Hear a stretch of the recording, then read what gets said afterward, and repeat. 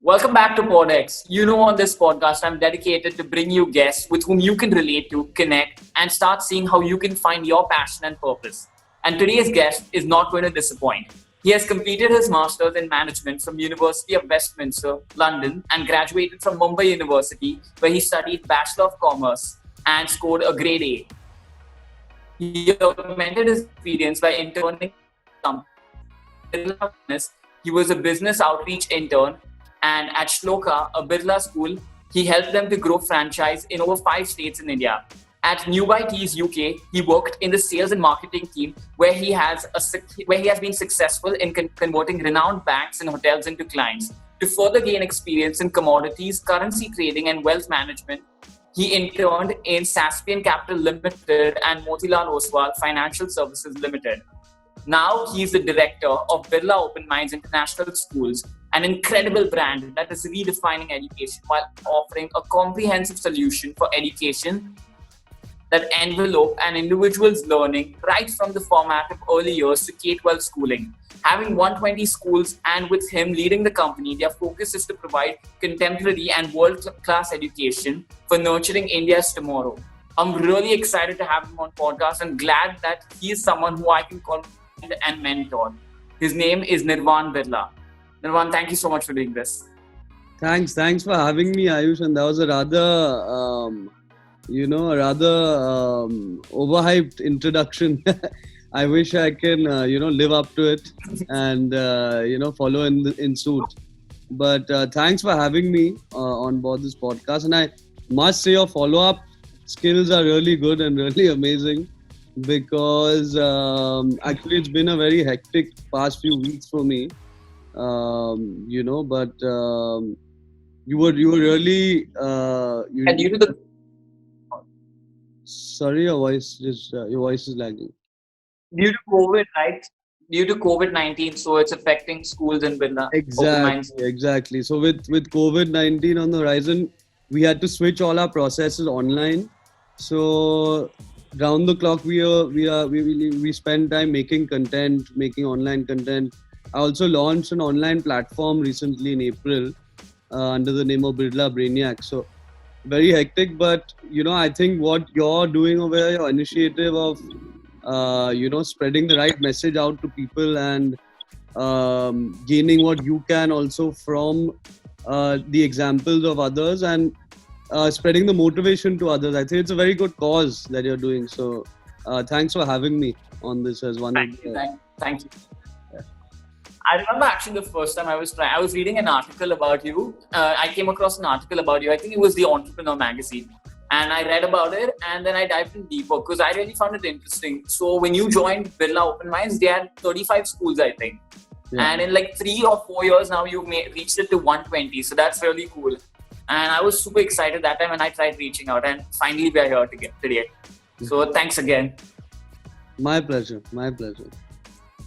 So basically, right now we are in a stage and a time where social media amplifies everything.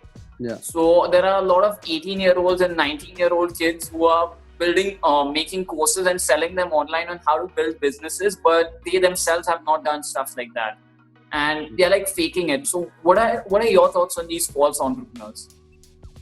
Right. So I mean, I have a diverse opinion on that. For one, of course, it's good at 18, 19 that they're at least making some initiative to be independent and, creating something on their own and taking a right step forward. Because, I mean, I have a younger sister. She's 21 this year. 21 next year. But a lot of her friends who I have interacted with or met, they are still in that, I would call it a bubble. They're still in that comfort zone, that small little bubble where they know nothing about being independent, about the outside world, and not even taking steps in the right way. Their world revolves around a very small, in a very small bubble. So at 18, 19, if you're trying to sell something, if you're trying to make some money and do it yourself, that's good. Of course, the medium and the method they're using is very wrong, and I would probably advise people who are signing up for these online courses to do a thorough due diligence before signing up, and usually do it from only reputed names, like the top universities like Harvard and Stanford and all are all giving, as of now in COVID-19, they're giving free courses on various subjects like management, marketing, finance, and all different kinds of courses under the spectrum. Like there's something there for everyone.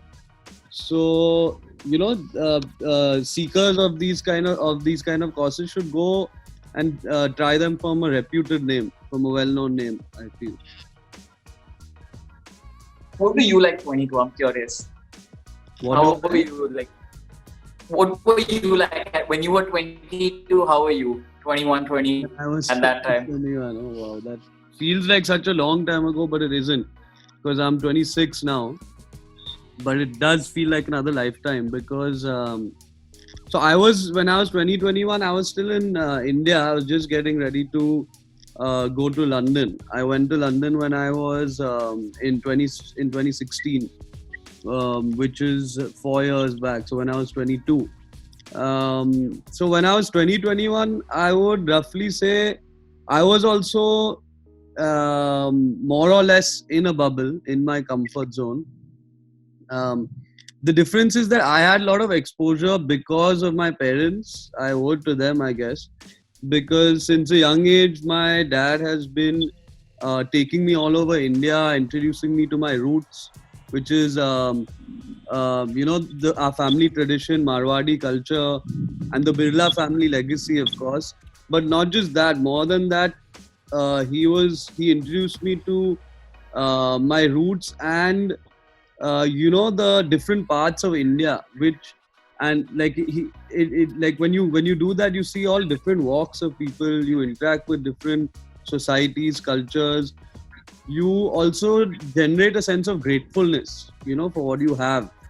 He also took me all over, like we went like all over the Himalayas since I was, since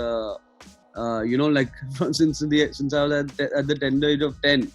So I used to go to the Himalayas. We met a lot of, learned sages. We spent a lot of time with huge groups in our family relatives. So a lot of my childhood and everything was spent outdoor.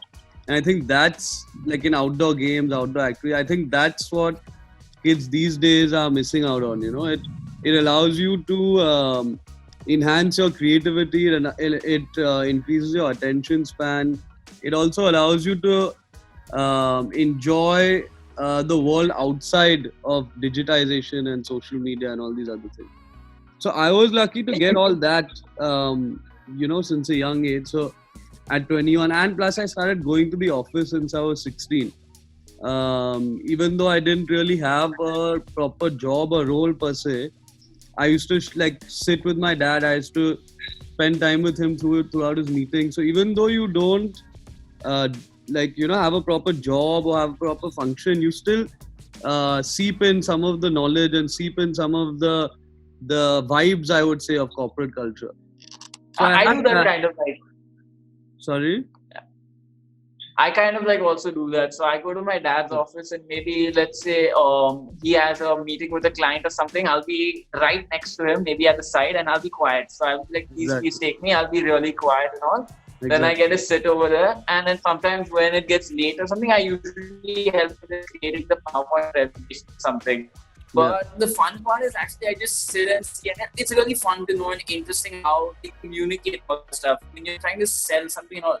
So you get to learn a lot of stuff that way, I think.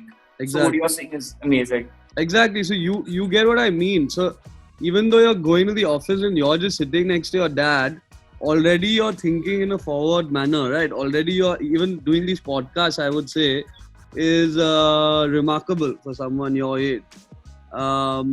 So, and already you're thinking that, of how to sell stuff better. You're thinking forward. So even though you're not doing anything, going to office, your mind gets trained to want to do something for yourself, to want to create something for yourself. to want to progress in life towards a purpose. I mean, these all come to you later in life, but going to office or spending more time with the family, being around the corporate culture, it moves you forward in that direction. But all that being said, at 2021, I was still, I was still in my bubble, in my comfort zone. I still didn't know anything about the corporate world or about reality in general. And even now today, I bet I still have a lot to learn. But at 21, I was still learning. I was still in the learning process. I made a lot of mistakes, of course. I was also, I guess I was pretty lazy. When I was 21, I was going to college in Bombay. I was going to HR college. So I was pretty lazy. I didn't have the initiative and drive that I feel I do have today, part of it. And I owe that mainly to my parents, my elder brother, who motivated me a lot in the right direction. And when I went abroad in London, I stayed there for 2 years. The people I met over there, the companies I worked with, that changed my perspective a lot. So yes, so I would say as a message to the 21-year-olds out there, make mistakes, explore, experiment, do everything, because this is the time, this is the age to do all of that. But at the same time, that's with one hand you do this, and with the other hand you keep yourself fixed to your roots. You learn about your family, your culture, and start taking steps towards what your purpose in life would be. So I have this question just came up. It popped up in my mind when you spoke about going to London. So when you left for London, so in India everybody knows the Birlas. So when you went to London, how was it like? What was the experience? Did it feel different? The culture, or something? Yeah. Did you have changes? Way different. That's what I meant by getting out of my bubble or out of my comfort zone. Because, like you said, like in Bombay, not just the fact of everyone knowing like the standard of living over here, the facilities, all that was way different. Of course, in London, I led a very comfortable life, but yes, it was way different getting out there, meeting new people. Over here, I probably had, I would say, a base, a starting point, right? Because people know the family name more, where people know my parents more, and that always gives me kind of a base, or I would say, in the most diplomatic way possible, a sort of advantage, right? But in London, I had to get out of my comfort zone. I had to be more independent. And I didn't have any reputation. My parents, I didn't have a surname to back myself on, so that's what allowed me to get out of my comfort zone, deep dive into myself more, and I would say evolve as a person.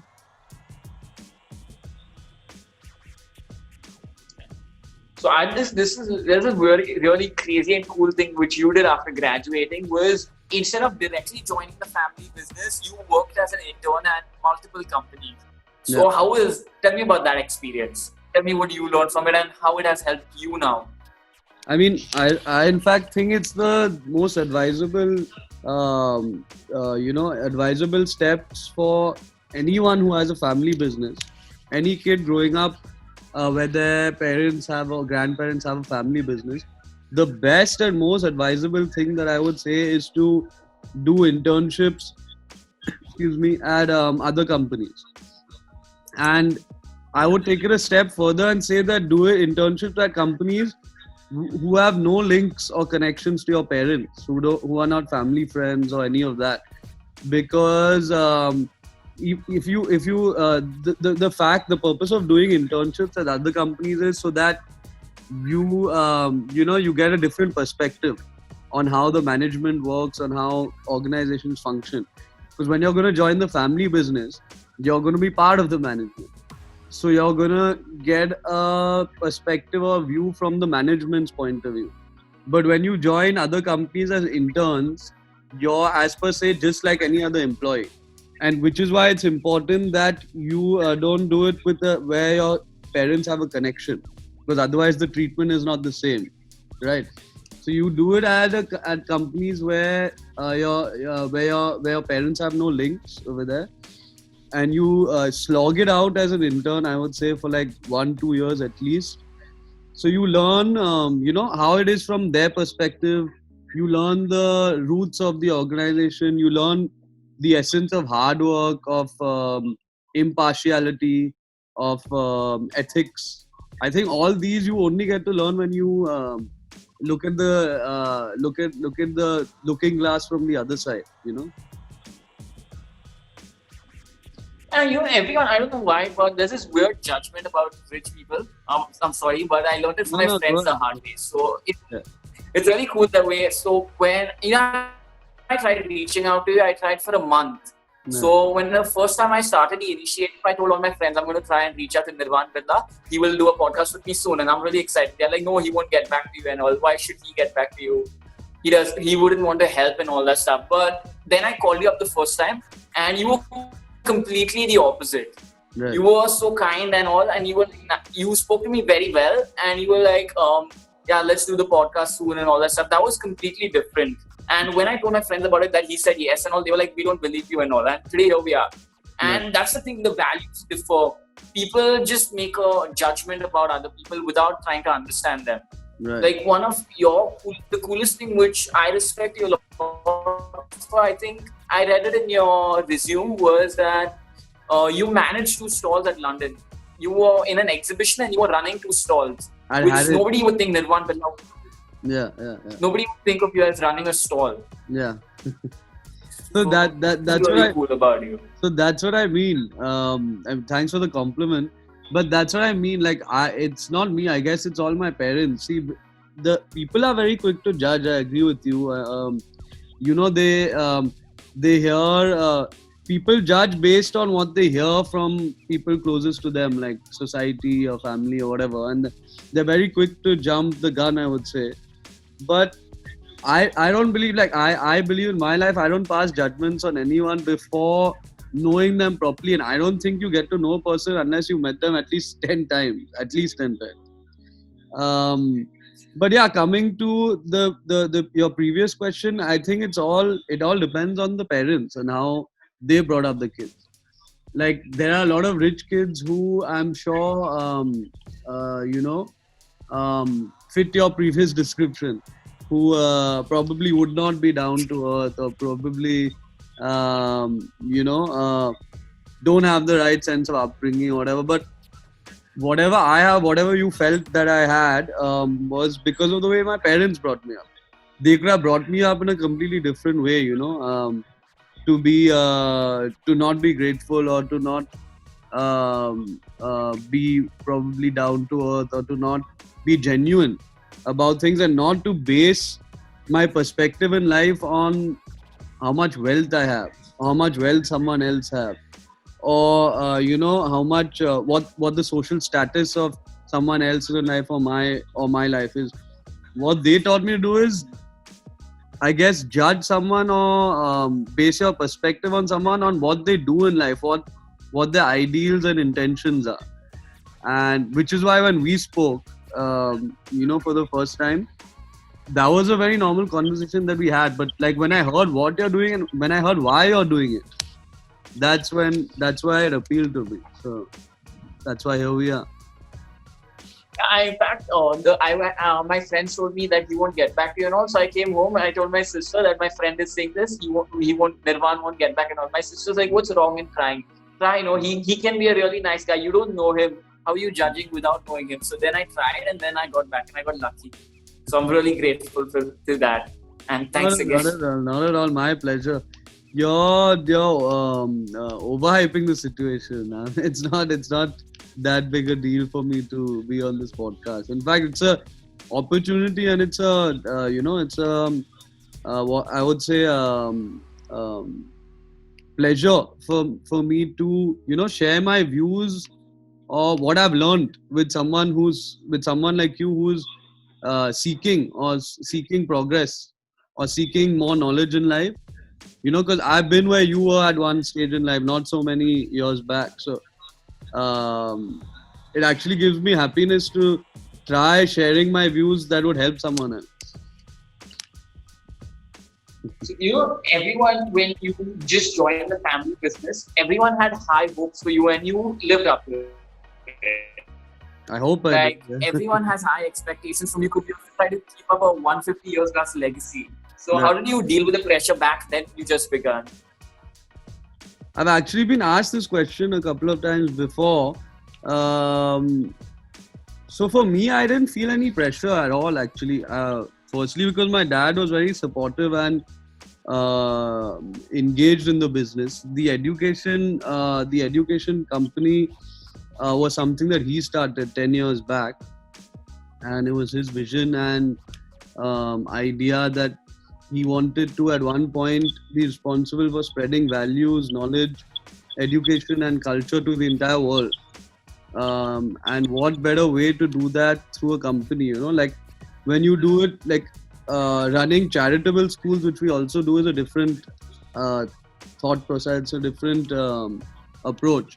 But when you want to go large scale, when you want to develop your own content, when you want to corporatize the entire thing and spread education in a structured way, because you know how important that is today, right? All the social evils, all the wrongdoings that happen in the world, where can they get corrected? What is the solution to them? The only solution is solve them at the grassroots level, which is education. So it was his vision to do this, and at one day I hope I can help in furthering that vision of spreading those ideals and cultures to the entire world in a structured way. That was my thought process, and so for me there was no pressure. It was more like a motivation that wow, I get to be part of such a great family legacy and such a great culture. Look at I learned about my ancestors. I went to our hometown Pilani in Rajasthan, where they had a museum on my ancestors, and how they associated with Jawaharlal Nehru and Mahatma Gandhi. Like they made a whole, in fact, the other time you should go see it. They made a whole 3D kind of video on this, where each generation associated with the freedom fighters of India helped them in their cause, and also simultaneously grew a huge enterprise, which kind of formed the pillars of society. And the first thing that was always on my mind was to give back to society and to help society and the country grow.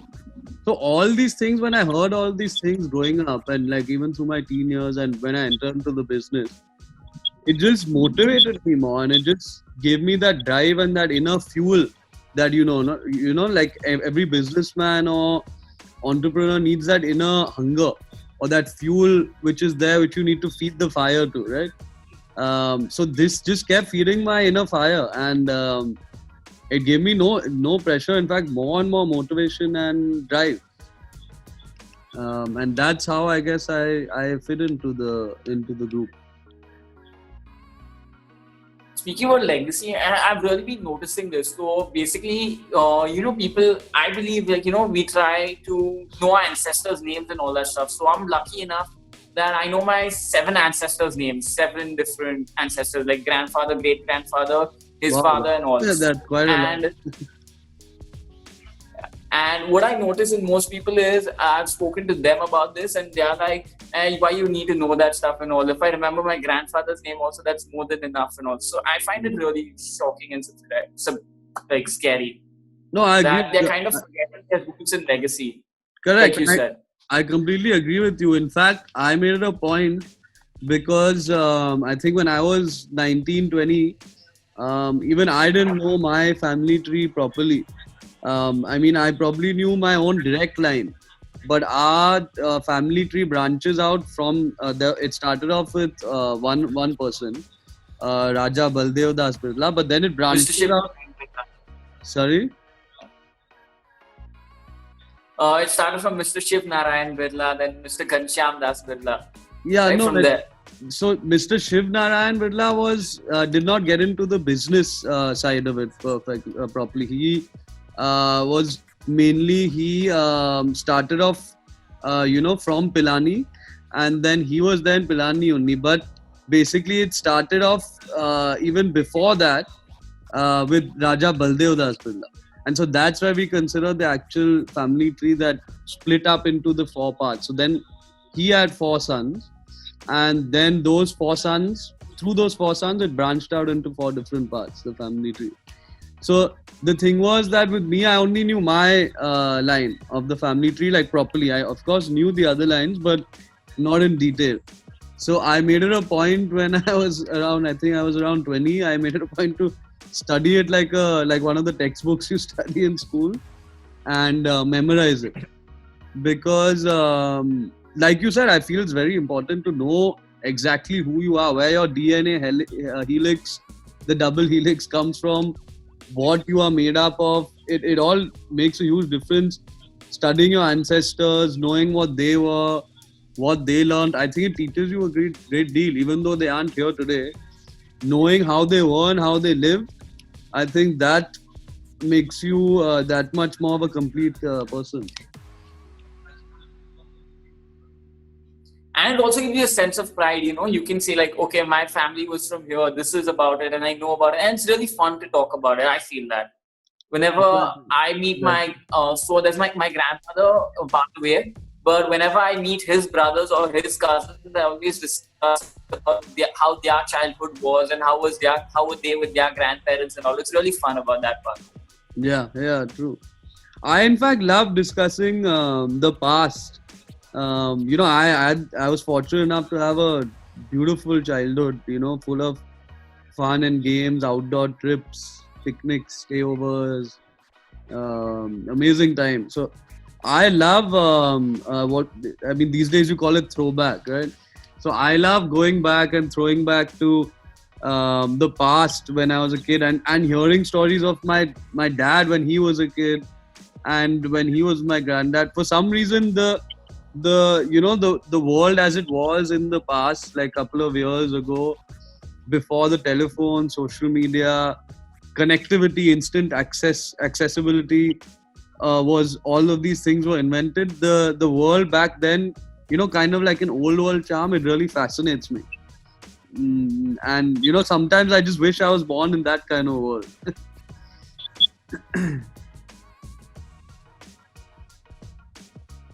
But did you always plan on joining the family business, or did you have other plans?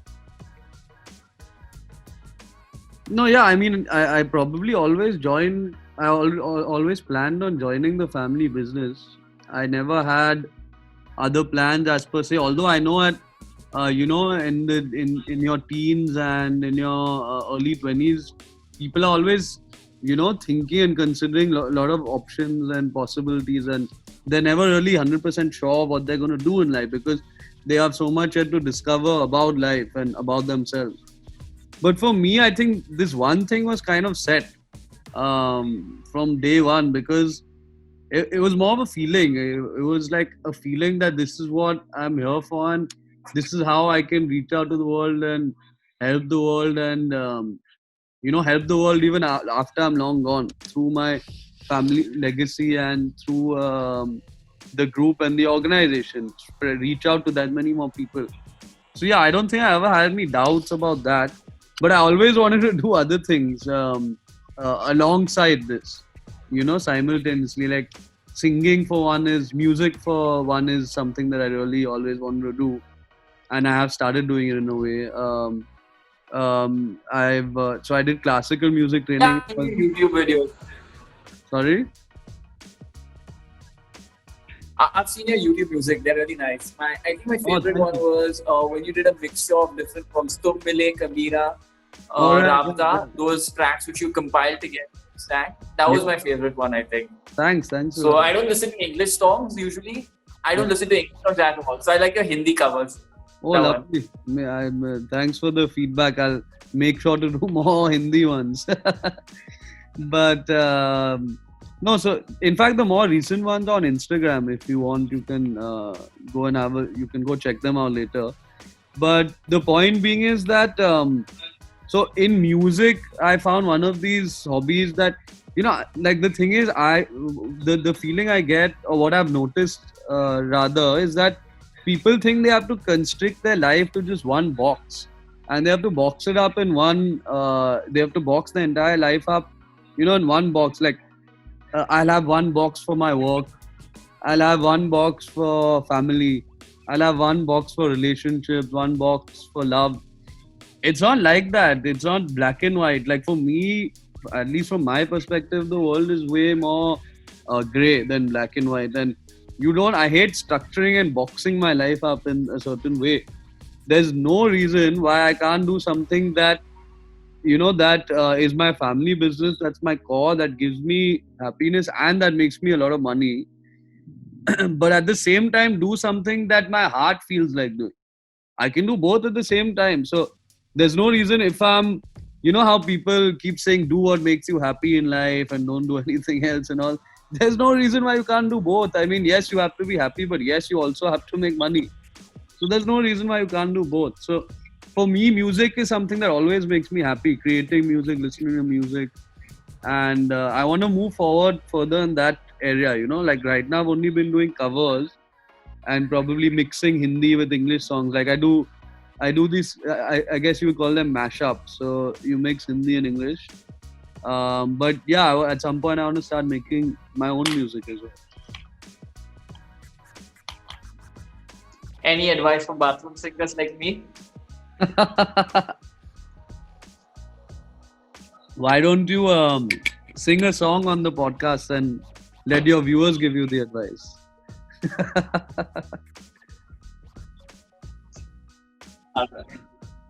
But how can people come out of the box which you defined? You're saying people are stuck inside it. So how do they come out of the box and be different? Right. So, I mean, I have thought about that also quite a bit. So, what I would say is don't keep planning stuff.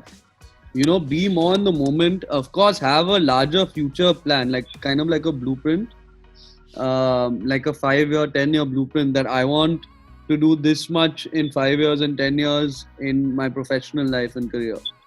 I need to do this. I need to do, like make kind of tick box. I need to do these many things in my company or in my business or in my job to experience growth, to move further, to achieve revenues, to reach scale. So keep that blueprint in mind. Similarly, in terms of professional life, keep a blueprint. I want to get married. Once I would not put an age to get married. I would just say that I want to do these things before I get married. That would be how I would look at it. Similarly, in terms of family, I want to do these things for my family. I want to help my family in such a way. So yes, in terms of the blueprint, in terms of your main objectives and larger picture in life, plan that. But the rest of your life, I believe, live each day in each day. Don't think about tomorrow and yesterday. Live more in the moment. Allow unexpected things to come your way. Be pleasantly surprised by them. Don't make structures towards everything in life. Have more of a free-flowing life as long as you have the larger picture and you have the head on your shoulders intact. Live life for how it is, because it's something that we're gifted with. So you should value each day and be surprised. Why structure everything? Otherwise, if we had it that way, as soon as we were born, God or our parents or whoever, we should just make a full agenda for the next 50, 60, 70 years of our life. What we're going to do each day, what we're going to eat, what we're going to feel. Just box it all up and then live life that way. So I don't like structuring everything in my life. I like having more of a free flow to it. When you spoke about family, a question popped up in my mind, which is that everyone has phones these days. So what happens is family everyone has. Sorry, I didn't hear you. Everyone has. When you spoke about family, a question popped up in my mind. So right now, everybody has their own phones and all that stuff, and family time has gone down very low. So how do you think about that? How do you all deal with it? Spending more time together. I mean, I think that's very wrong. That's very sad that that's happened, because my entire childhood and teens, like I told you before, was spent with my family. Going to like very fortunate enough to have other houses besides in Bombay. So we used to go to Nasik. We have a farmhouse over there. Then we went to Rishikesh a lot, and with our family, close family friends, my mama, mami, and we used to go in these groups and just interact, chat together, chill, go to cafes, play board games. So the problem is that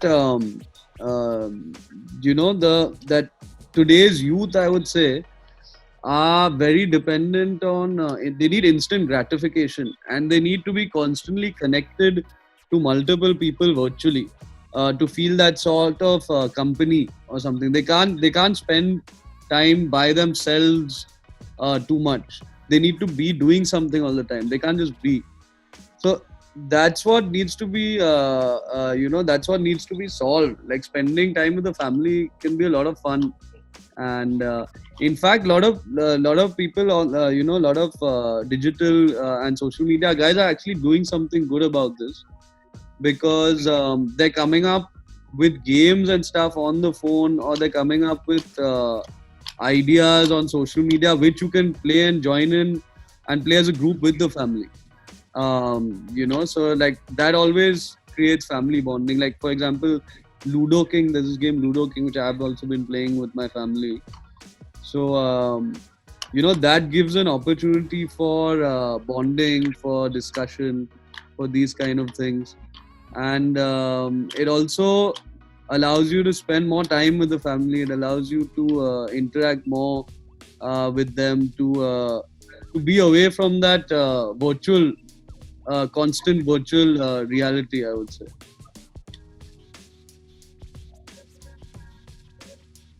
Oh, if you don't mind, I want to dive into Birla Open Mind Schools now.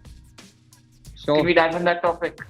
Yeah, let's do it. So you studied in. I'm waiting for that question. You studied in two different education systems, one in London and one in Mumbai. Yeah. So which one is better to you? Coming back to your question, I would not call any of them better, because I learned different things from both of them, right? So in India, when I studied in school, higher education, they were my formative years, I guess. So I learned different qualities, aspects from my life. Like, in school, I learned team spirit, I would say, being there for your friends, stuff like leadership. Also, like, a lot of the joy of outdoor games, the ability to prioritize studies, these kind of things. And when it came to higher education in Mumbai, I probably learned a lot into extracurricular activities, because I participated in some competitions over there. I also learned the ability to not procrastinate, because in school sometimes when you procrastinated, you could get away with it, because I was quite a fast learner in school, so I could probably get away with procrastinating sometimes. But in college, it was not the same. So in college, I learned how not to procrastinate and to get the work done on time. And in higher education, in my master's in London, it was more about developing or growing up as an independent, working on my sense of independence, and probably learning how to preparing for like the world out there, preparing for the job, preparing for the career. So different education systems teach you different things.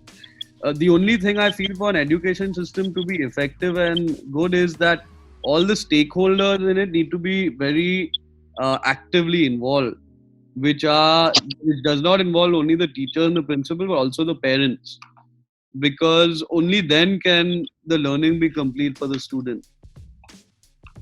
So how is Birla Open Minds International School trying to bridge the gap in getting all these various qualities together?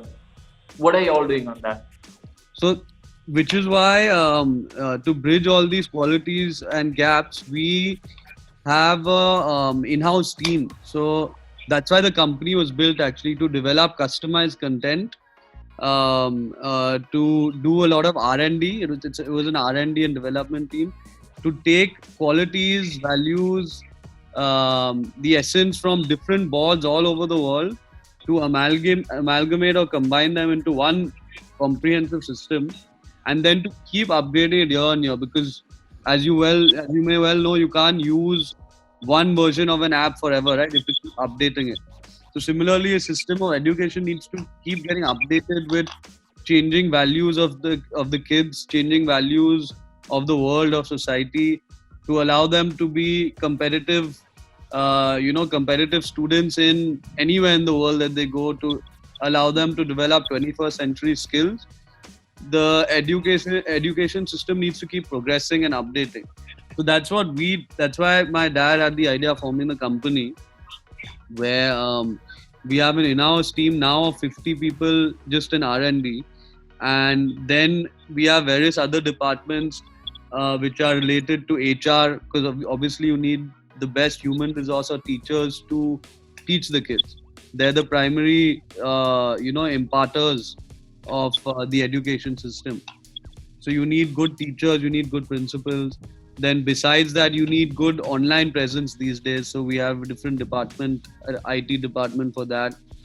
Then we have a different department for operations, because there's someone who needs to tie all of that up together, who needs to make sure the trainings are done. So we have basically how we function is, we have the in-house team, the R&D team, who keep developing and working on the content and upgrading it. And we teach the content through themes or units, they're called. So it's not the standard way where you just get maths, physics, biochem, geography, social studies, which is taught to you through books. We make our own student manuals, where they are taught through various themes or units, we call them, throughout the academic year. So these themes or units actually bring different subjects together, integrate them, and teach the student more in a comprehensive way. So, and they're made in such a way that they can teach different kinds of learners. So using Maslow's hierarchy, using different methods of teaching, we teach them in a comprehensive way. So whatever kind of learner you are, whether you're a visual learner, experiential learner, it applies to all of them. So the R&D team works on that. And how we operate is, we have our own schools and we have franchise schools. So for the own schools, where we only run and operate the schools and the systems, it's all run by the management. And with the franchise schools, we have to ensure that the teachers are trained regularly, and we have to ensure that the teaching is going as per our curriculum, our content. We have to ensure that students are happy, the parents are happy. So with with the franchisees, we make it a point that twice a year we go to train the teachers, to update them with the systems, to observe how to do classroom observations. And then on top of those twice a year teachings, we also do once a year parent orientations, where we meet the parents, take their feedback, do workshops for them, these kind of things.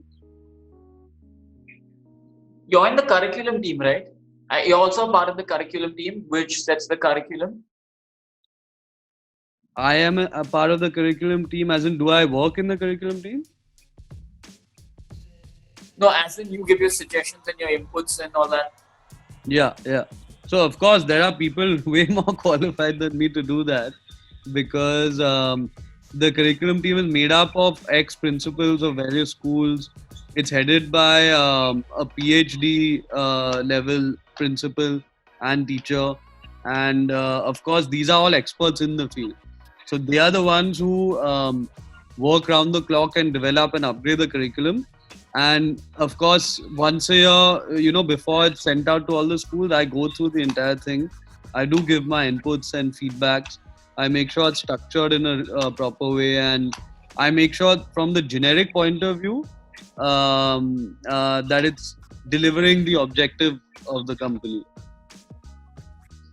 Okay, so I want to come with the business side of Birla Open Mind. So I'm curious, how can you grow this as a business? Like if it's a product, you can easily market it using advertisements and all that stuff. But how do you market a chain of schools? Like you grew it from 35 to 120 schools very quickly. So how did you do that? I mean, I wouldn't say I personally did that. I just, like when I got back from my masters, actually there wasn't an MD or CEO at the company. So, and of course, my father has 100 other things to look at, for the whole group. So he and my mother actually both suggested that why don't I start looking at the company. So I joined more as in a business development role, but I guess gradually I started looking at all aspects of it, and I started mainly focusing on the financial health of the company, because the crux of a company is the financial health, right? Like how I would say the crux of a species, of any species on a planet, is the DNA, the number of species or the number of DNA helixes that are present for the species. Because let's say something like the tiger. The tiger is an endangered species in today's day and age. So I would say the main definition of the health of the species of the tiger is the number of tigers present, the number of DNA strands that are present of the tiger.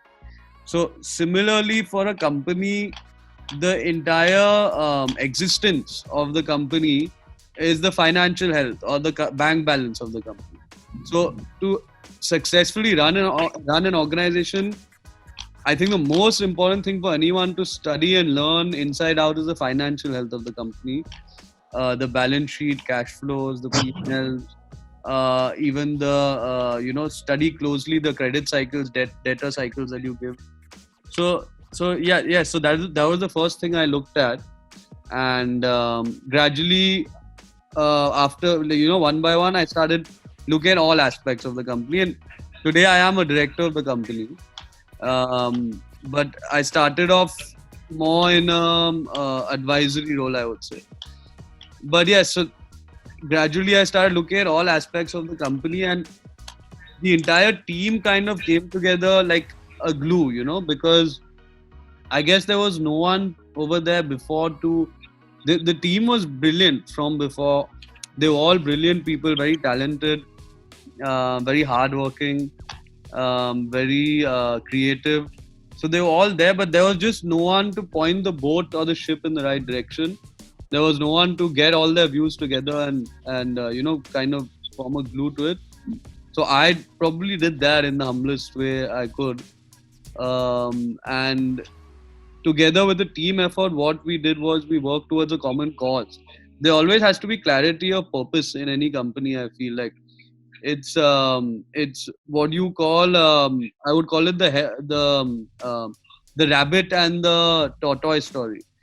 So the tortoise is basically slow, and he's basically he finishes the race, but his purpose is always clear, right? That I have to finish the race, and I have to go in a definite direction. The rabbit, on the other hand, has a lot of things on his mind, which is why it's not necessary that he finishes the race. So the main thing was clarity of purpose with us, which got us together and moved us forward in the right direction. But coming to your other question of how to market schools, of how to grow them exponentially, and how to sell it, or how to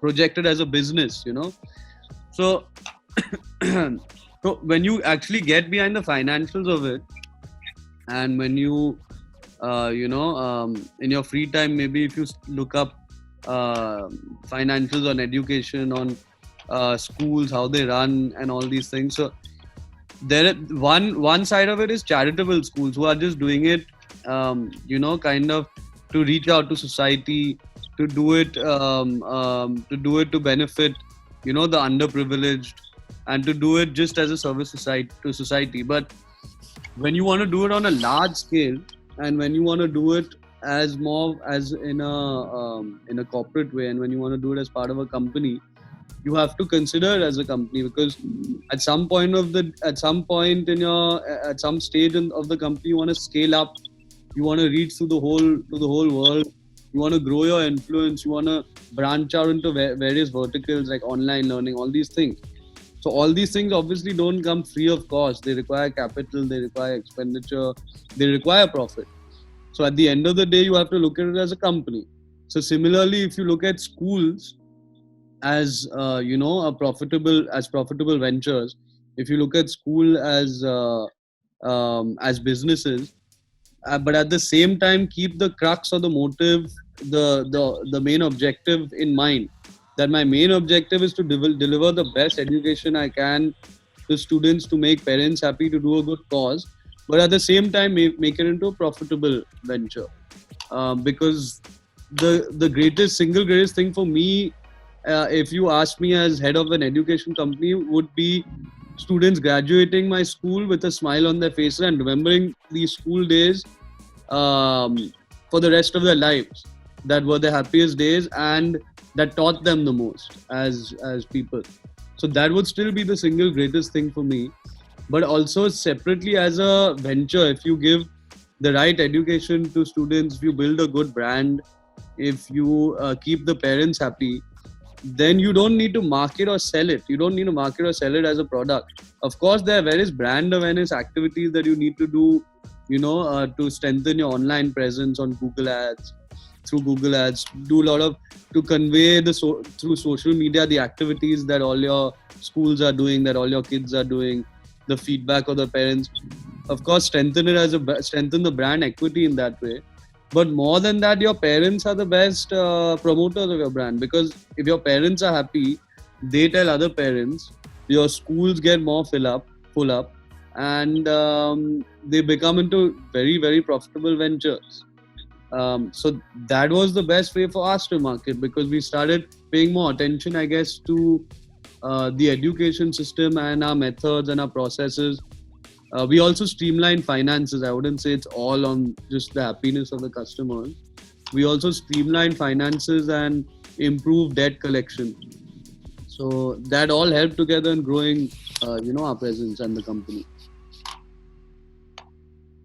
I hope that made sense.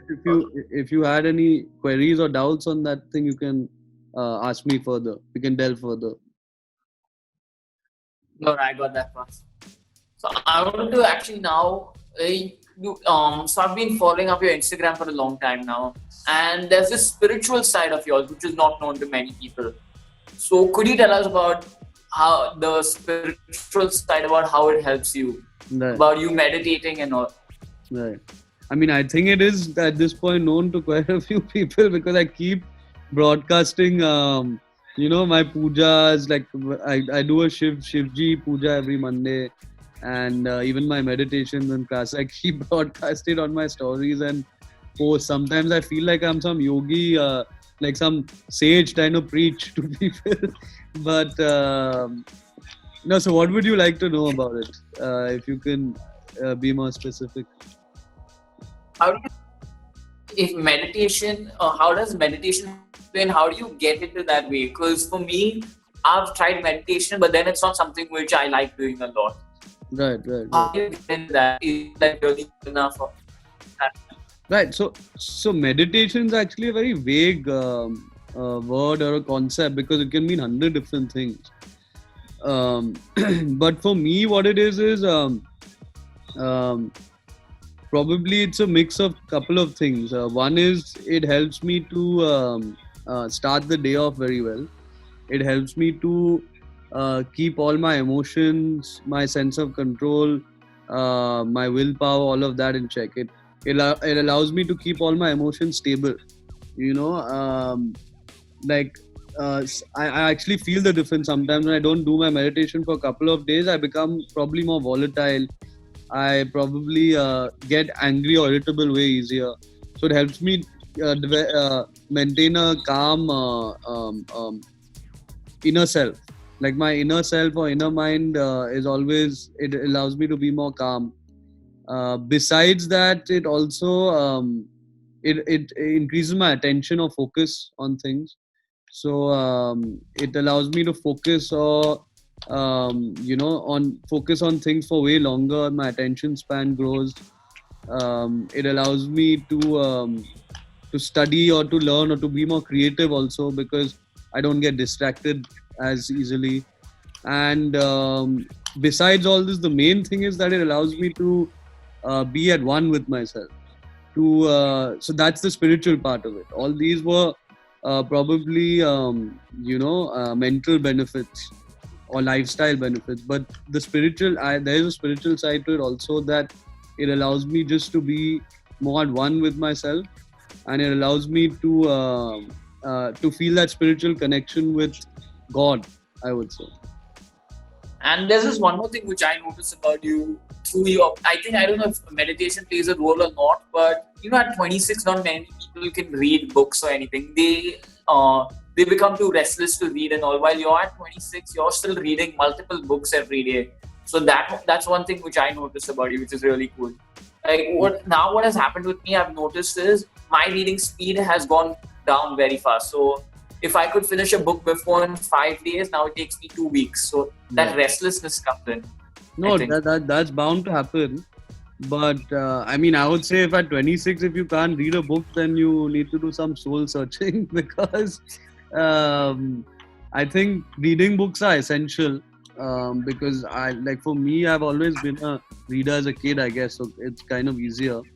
But also I feel books are like doors to another world, where you can enter them, enhance your knowledge, enhance your imagination, creativity, and come right back. So, and also they're the best ways of learning living experiences of others without actually meeting them.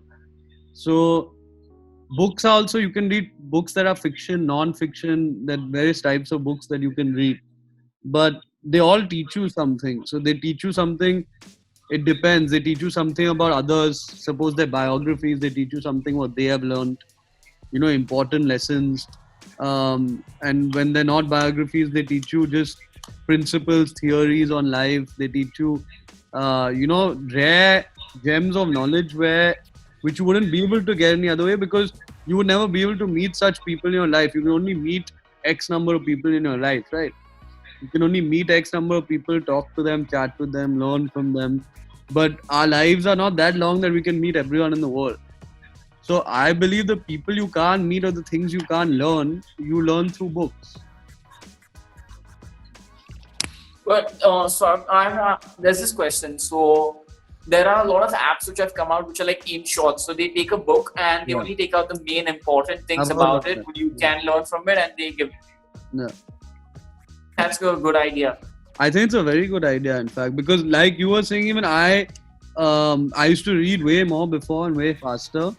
But, once work got a little more hectic, I guess, and once my responsibilities increased, like I'm not only looking at the education, education school business now, I'm also looking at the online learning business that I mentioned. So that's been in development for another year and a half. It had been in development. So my responsibilities increased. So my time to read and my engagement probably in the reading, and thus my speed in the reading, went down. So in like apps like InShorts and stuff are very essential, because I've never tried it myself, but what I've heard is they take the essence of the book and they allow you to gain that very quickly. So it's very useful. But for me, I would still prefer to read a paperback book in my hand and go through each page, because for me that's the whole fun in reading a book properly, not just getting the essence and getting done with it. Like I enjoy the entire process of going through the book. I love the smell of the book. So I still didn't get a Kindle till date, because I think whenever I go to a store, I buy a book, and then that smell when you get it's really amazing. Exactly. That's the best part about the book. Yeah. Me too. So I want to end this podcast with a time-lapse question. Sure. I don't know how you're going to answer it, but where do you see yourself in 10 years? Funny that I did a meditation about this a week ago, because we were doing like a workshop I signed up for this online workshop in meditation, and they made us do this meditation where you imagine yourself first as a newborn baby, and then keep imagining yourself further in time till you're like a very old man. So 10 years from now, I imagine myself as, like I've always imagined myself as like a family man. And I love kids. I mean, I guess that makes sense because I'm in the education sector. But before I joined also, I've always loved kids, and I've always got along with small kids. Even like when I was a teenager and all, something that I had with them. So I've always got along with small kids as well, and I've always wanted kids of my own. So in 10 years, I guess I imagine myself being as a family man, with my wife and kids traveling the world. Of course, in my free time, that is. And besides that, hopefully doing a lot more for society, having a much huger presence in the education sector, with the businesses thriving, and having a much more global presence and exposure, and more importantly, carrying the family tradition much further forward. Because I feel there's a lot more to do to carry my ancestors' practices and their cultures forward. And there are a lot of ideas that I have that are in my head, that I want to do for society, that I want to do to help people, that I want to do even to further cause of spirituality even. But right now I don't have the exposure or the capital myself to do that. So in 10 years, I imagine I'm going to be in the thick of it, doing all that, building huge hospitals, orphanages also was one thing in my mind, temples, a lot of things that I wanted to do for society that my family had done before me. I imagine myself being in the thick of it in 10 years, along with my family, and I'm actually pretty excited for it. I can't wait. I don't know if this sounds fake or no, but this was actually in my mind. I wanted to actually, when I grew up, I think I want to start a charitable foundation under my grandfather's name, Exactly. which does exactly what you said, which is often like temples and stuff, temples and all that. So I was really, when you said that thing, I was really excited. Wow. And I actually told a few friends about it and all that stuff. Wow. I'm hoping it happens. Maybe you never know. The reason why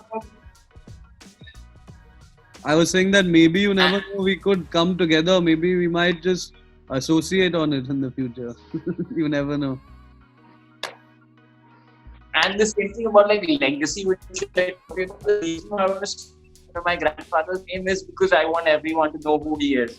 And that's, I think, one of my values. Rather than having my name in front everywhere, I would either have my parents' name or my ancestors' names. So I think we can match up on.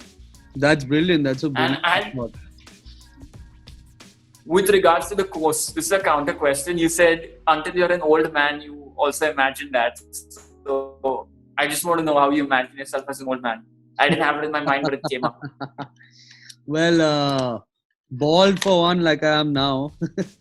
And secondly, I guess, so I've always had this long-term, I would say, vision in my head that, after I've given all I can from this life in terms of to the company, to the growth of the company, to the support of my family, support and love of my family, and to the uplifting of society, like in terms of what we just discussed, hospitals, colleges, scholarships even. We in fact just started a scholarship this year called RD Birla Scholarship in my named after my great grandfather.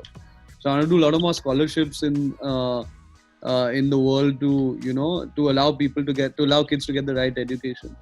So after doing all of these things, I've always imagined the last, say, 15, 20 years of life as a brahmachari, if you know what that means. Basically, sorry, my mistake. Not as a brahmachari, as a sannyasi.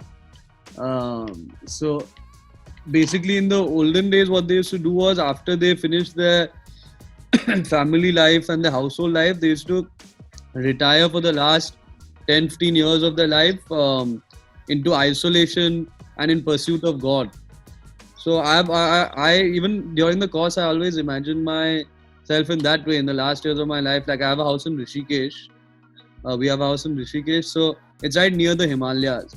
And there are a lot of these learned sages and a lot of the Himalayas, their ashrams and all in the Himalayas are very close. So I always imagine the last couple, like 10, 15 years of my life there in search of enlightenment, in search of God, meeting these people, listening to them. And I don't know, it gives me some inner kind of happiness, I guess, thinking of that. Okay, so thank you so much, guys, for watching it. I'll be linking Nirvaan's handles right below in the comment section. So, Nirvaan, you want to tell them to subscribe? Yeah, definitely. Please subscribe, like, and comment, and share it with your friends, because Ayush, I think, is doing a really good cause over here, and I think he has a bright future ahead of him. So do support him.